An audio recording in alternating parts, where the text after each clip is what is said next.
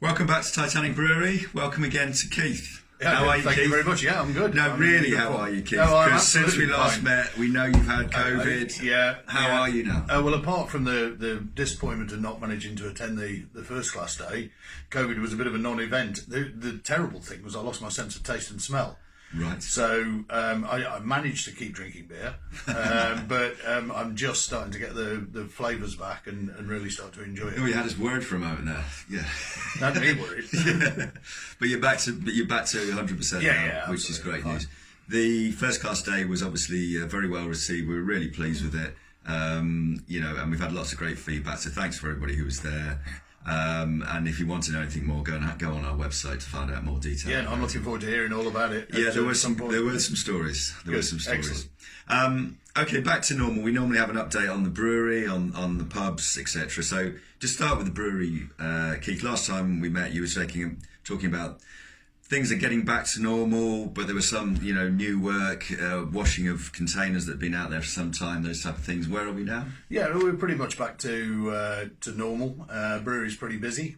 We got our first double brew tomorrow, which is the first one for a long time, which means we're obviously busy. If we're getting the brewers out of bed very early and keeping them up late into the evening, so that's really good. Everything seems to be working well, and the beer, well, as far as I can tell, is fantastic, and everybody's really enjoying it. Great. Pub-wise, again, last time you were talking about getting back to normal, but not back to everything as was pre-COVID, but heading in the right direction. Yeah, and really just those customers who I think are still nervous about coming out aren't back in the pubs.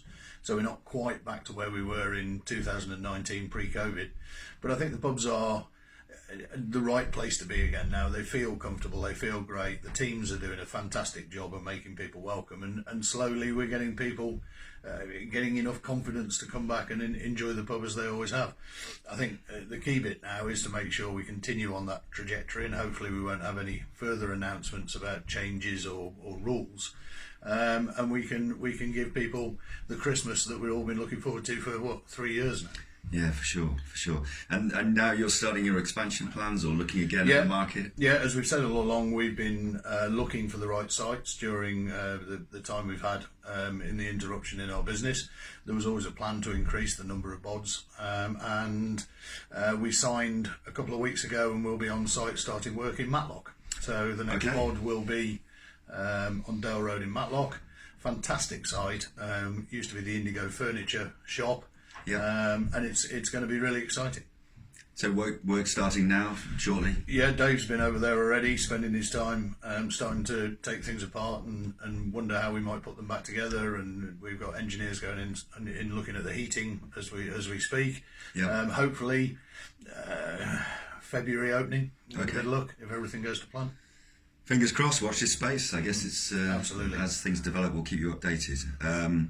Beer-wise, last time we talked about Milk Stout. In the interim, we launched our Grand Reserve, which has been going very well, I think. Exceptionally well, and people seem to be sort of excited about the launch of Grand Reserve every year. We've obviously got various package sizes available. So if I can remember them all, it's available in 330ml, 750ml, 2 litre and 3 litre bottles. They're coming back from the bottlers this week, so they'll be in the shop by the weekend with a bit of luck. And they really are some great packaging. I think they're perfect for presents for people for Christmas. And then obviously we've got the draft version as well. We've got the 750ml, 2 litre, 3 litre and keg version are port infused. Yeah. Which gives it just a little bit of additional depth and another dimension, which people really enjoy. And then the cask version and the 330ml are just as it comes. So it's such a good beer, and people really enjoy it, and it's part of the Christmas that we're all looking forward to.